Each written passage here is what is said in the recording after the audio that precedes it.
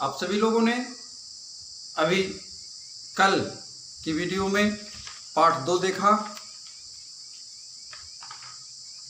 आज पार्ट 3 नदी घाटी की सभ्यता। नदी घाटी की सभ्यता जिसे हड़प्पा सभ्यता के नाम से भी जाना जाता है। कई सारी सभ्यताएं हैं। आज कुछ लोग गांव में रहते हैं तो कुछ शहरों में रहते हैं। दोनों जगह ही रहन सहन अलग अलग हैं। कुछ समानताएं भी हैं तो कुछ अंतर भी है।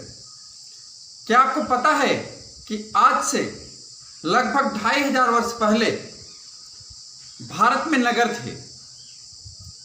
आपको यह जानकर के आश्चर्य होगा कि वो नगर जो बसे थे वो आज ही की भांति लगभग निर्माण कार्य हुआ था उनका। ऐसा समय आज भी है। उनका अवशेष आपको देखने को मिल रहा है। उन्हीं के अवशेष को आप देख करके या हम देख करके उन्हीं की नकल कर रहे हैं, फिर भी वहां तक हम पहुंच नहीं पा रहे हैं।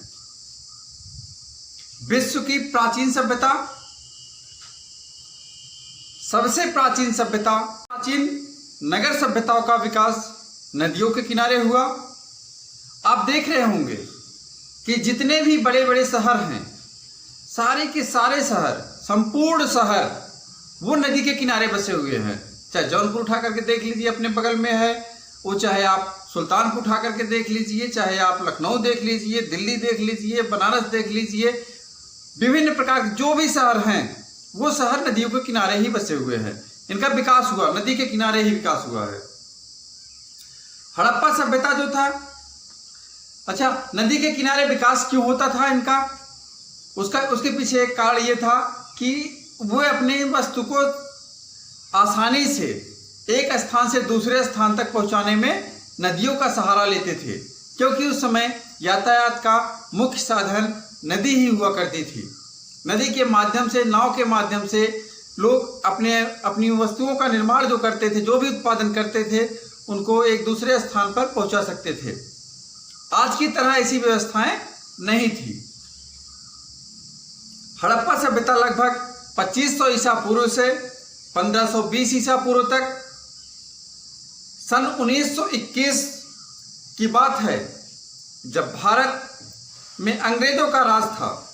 इसी वर्ष पुरातत्वविदों ने पंजाब प्रांत में हड़प्पा नामक स्थल की खोज की।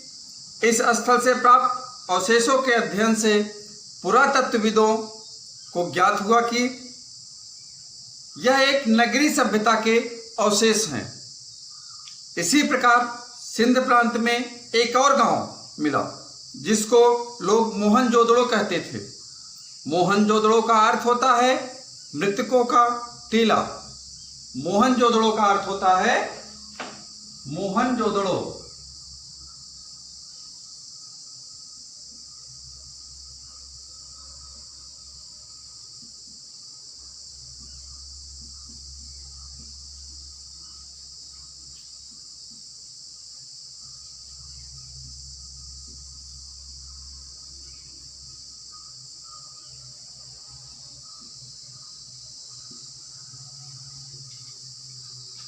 मोहनजोदड़ो का अर्थ होता है मृतकों का टीला। यहां से भी नगरी सभ्यता के अवशेष प्राप्त हुए हैं। हड़प्पा नामक स्थल से इस सभ्यता के अवशेष सबसे पहले मिले थे, इसलिए इसे हड़प्पा सभ्यता कहा जाता है। पुरातत्वविदों ने इन स्थलों की विस्तृत खुदाई की तो नीचे दबा हुआ पूरा शहर निकल गया। नगर ही नगर बसे हुए थे। इस सभ्यता के कुछ क्षेत्र आज पाकिस्तान में हैं। भारत में रोपड़ पंजाब, कालीबंगा राजस्थान, लोथल गुजरात तथा दायमाबाद महाराष्ट्र इस सभ्यता से संबंधित मुख्य पुरास्थल हैं।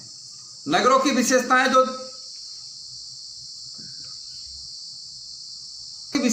थी।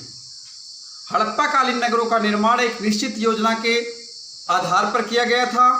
सड़कें चौड़ी थी तथा छोटी छोटी सड़कों एवं गलियों से जुड़ी हुई थी।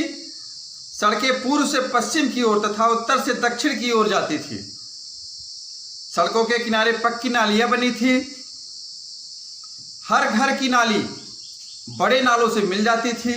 हर नाली में हल्की सी ढाल होती थी ताकि पानी आसानी से बह सके। इससे पता चलता है कि इस सभ्यता के लोग सफाई और स्वच्छता के प्रति जागरूक थे। आज आप देख रहे होंगे स्वच्छ भारत अभियान चल रहा है, लेकिन 2500 वर्ष पहले आप देखेंगे उस समय भी नाली थी, उस समय स्वच्छता भी थी, उस समय आज से कहीं ज़्यादा स्वच्छ भारत था हमारा। और आज बनाया जा रहा है भारत, स्वच्छ भारत। तो आप सभी लोग स्वच्छता पर विशेष ध्यान देंगे, क्योंकि हमारे पूर्वज भी स्वच्छता पर विशेष ध्यान दिए हैं। भवन निर्माण उत्खनन में कई तरह की बड़ी बड़ी इमारतें मिली हैं जो आयताकार थी। कई 2 मंजिला घर थे तो कुछ छोटे छोटे घर थे। हड़प्पा मोहनजोदड़ो एवं स्थलों की खुदाई से पता चलता है कि हड़प्पा कालीन भवनों का निर्माण एक सुनियोजित तरीके से हुआ था, जैसे आज की तरह नहीं। आप देखते होंगे गांव में क्या होता है कि आपके दरवाजे पर कोई मकान बना दे रहा है, लेकिन उस समय जो मकान बनते थे वो इस तरीके के नहीं बनते थे, किसी को कोई भी दिक्कत ना हो, इसका विशेष ध्यान दे करके लोग अपने भवन निर्माण किए हुए थे। उस समय प्रत्येक घर में रसोई घर होता था, शौचालय, स्नानागार का उचित प्रबंध था। 2 मंजिला मकान में ऊपर जाने के लिए सीढ़ियां बनी हुई थी, जो आज भी बना रहे हैं आप। यहाँ उस समय लोग गोदामों का निर्माण करते थे, अपने अनाज के भंडारण के लिए, अपनी वस्तुओं को भंडारण करने के लिए गोदाम का निर्माण करते थे। रहन सहन, चावल, गेहूं और जौ हड़प्पा वासियों का मुख्य भोज्य पदार्थ था। हड़प्पा वासियों का मुख्य भोज्य पदार्थ क्या था? चावल, गेहूं और जौ। ये लोग सूती एवं ऊनी दोनों प्रकार के वस्त्र पहनते थे। यहाँ के निवासी गेहूं, जौ, कपास, मटर, तिल और चावल की खेती करते थे। ऊंचे कंधों वाले बैल, गाय, भैंस, बकरी, भेड़, सूअर, हाथी और ऊंट इनके पालतू पशु थे। हार, कंगन, पाजेब, पायल, बाली, अंगूठी उनके प्रिय आभूषण थे। मनका बनाने का कारखाना चनहूदड़ों से प्राप्त हुआ है। आप भी मिट्टी के मनकों से आभूषण को देखे होंगे। लोग उसमें मिट्टी के मनकों से बनाते थे आभूषणों को। उस समय के देवी देवता थे।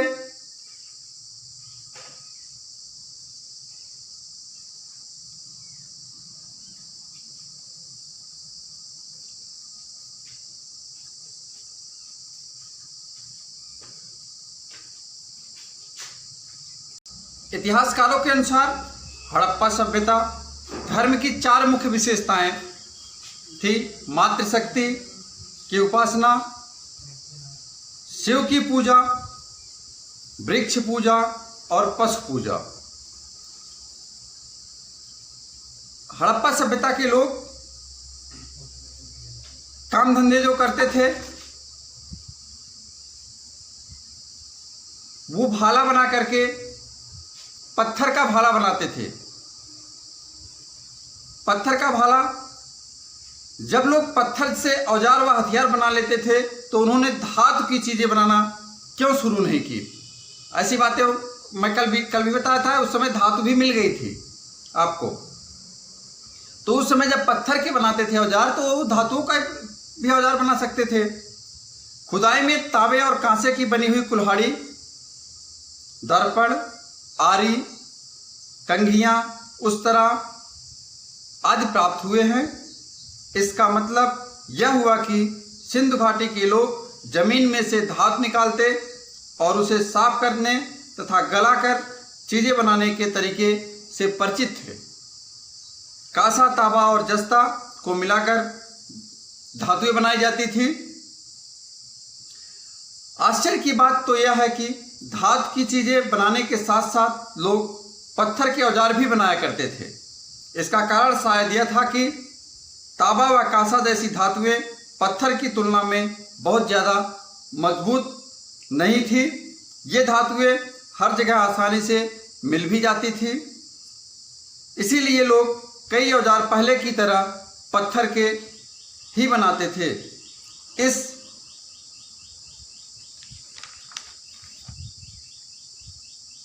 इसी समय लोगों ने बैलगाड़ी, पहिए का आविष्कार हुआ था।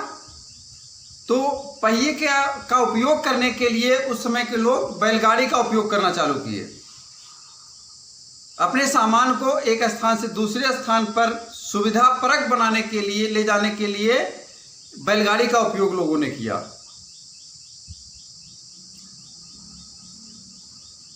उस समय की जो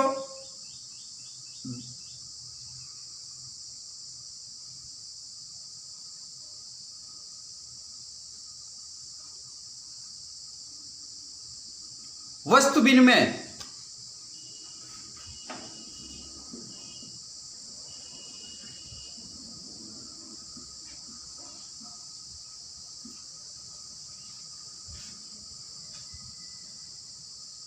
उस समय जो व्यापार होता था वस्तु विनिमय के माध्यम से होता था। हड़प्पा के नगरों से पत्थर, हाथी दांत, धातु एवं मिट्टी की बनी वस्तुएं मिली हैं। कुछ विद्वान सोचते हैं कि ये वास्तव में व्यापारियों की मोहरें थी। ये विभिन्न आकार की हैं। इन मोहरों पर आदमी की आकृतियां, कुछ पर जानवरों की, पौधों की और कुछ पर बर्तनों की आकृतियां बनी हुई हैं। खासकर मेसोपोटामिया, इराक में लगता है कि उन दिनों इराक और हड़प्पा के नगरों के बीच व्यापार होता था। ये जो मिट्टी के वस्तुएं जो मिली थी, जिन पे चित्रकारी हुई थी, आज की भांति इन्हें हम उस समय के लोगों को देखते थे कि लगता है कि ये मोहरें हुआ करती थी। आज हम मोहर मार करके अपनी ख्याति को प्राप्त करते हैं। हर एक व्यक्ति की अलग अलग मोहरें होती हैं, अलग अलग नाम होते हैं। तो उन लोगों के भी यही हुआ करते थे कि आप मिट्टी मोहरें, आज जो कागज की, रबड़ की मोहरें बनती हैं, प्लास्टिक की मोहरें बनती हैं, लोहे की मोहरें बन रही हैं, तो उस समय जो मोहरें बनती थी वो मिट्टी पर बनती थी।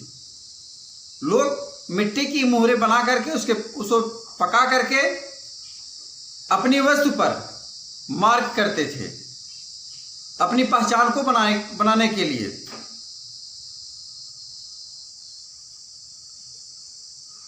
लिखावट,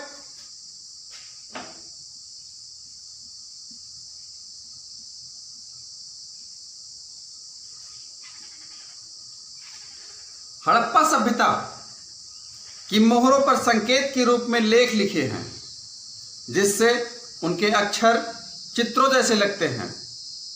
विद्वान आज भी इस लिखावट को पढ़ नहीं पाए हैं, इसलिए हड़प्पा सभ्यता को आद्य ऐतिहासिक युग, हड़प्पा सभ्यता को आद्य ऐतिहासिक युग कहा जाता था या कहा जाता है। खुदाई से मिले अवशेषों के आधार पर ही हम इस सभ्यता के बारे में जानकारी प्राप्त करते हैं।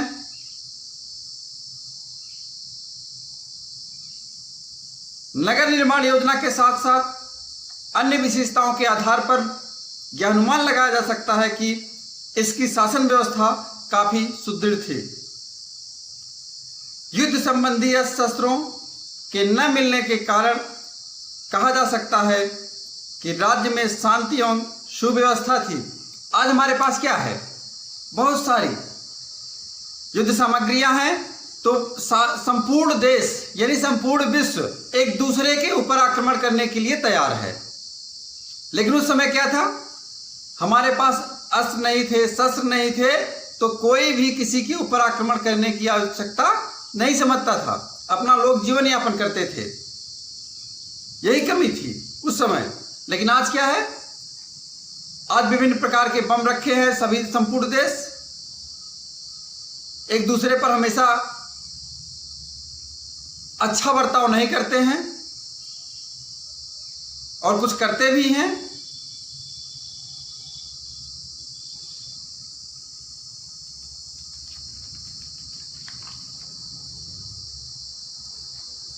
मेसोपोटामिया की सभ्यता है 5000 से 2000 ईसा पूर्व तक। अगली सभ्यता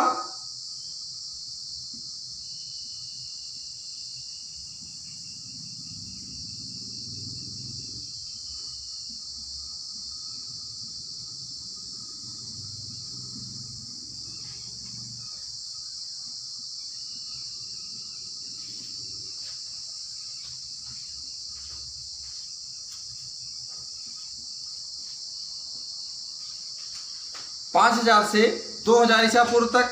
यह सभ्यता दजला फरात नदी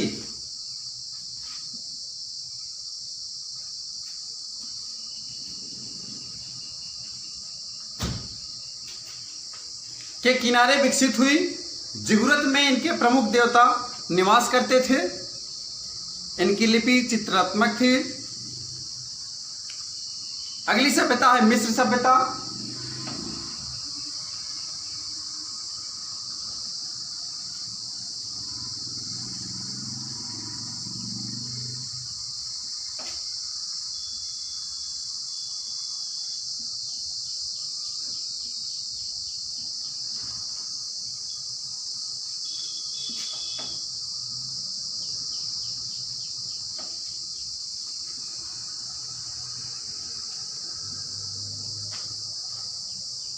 पांच 5000 ईसा पूर्व से 2000 ईसा पूर्व मिस्र सभ्यता को नील नदी का वरदान कहा जाता है।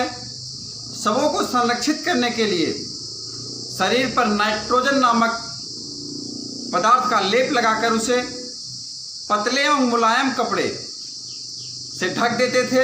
इस प्रकार के शरीर को ममी कहते थे। इनको पिरामिड के अंदर रखा जाता था। आज भी आप देखे होंगे, अभी कुछ ही दिन पहले 2000 वर्ष पुराने किसी राजा की ममी प्राप्त हुई थी। न्यूज चैनल वाले दिखा भी रहे थे।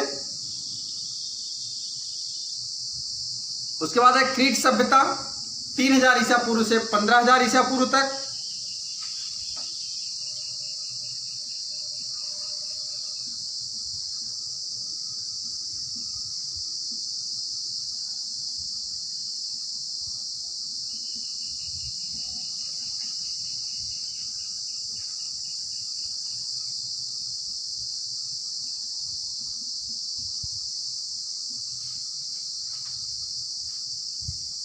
इसे महान द्वीप सभ्यता भी कहते हैं। यह सभ्यता भूमध्य सागर के किनारे विकसित हुई है। सुंदर चित्रकारी के कारण यहाँ के बर्तनों की मांग दूसरे देशों में भी थी। चीन सभ्यता है लगभग 2500 ईसा पूर्व।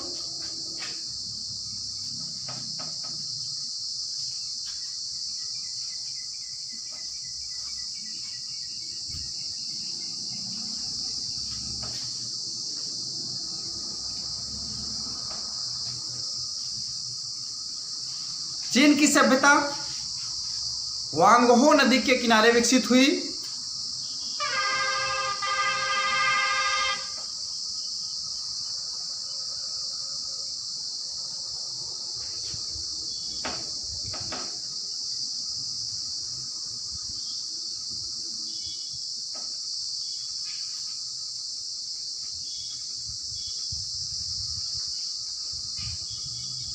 चीन की सभ्यता वांगहो नदी के किनारे विकसित हुई। साटन के कपड़े तथा बांस पर लिखना सबसे पहले चीन से शुरू हुआ।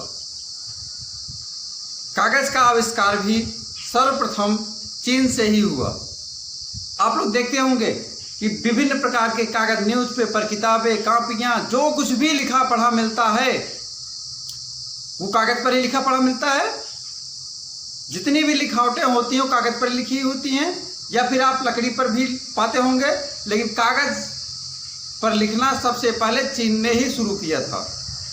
चीन की सभ्यता से 2500 ईसा पूर्व से ही चीन में लिखने की परंपरा विकसित हुई थी। चीनी लोग कांच के बने बर्तनों में भोजन करते थे।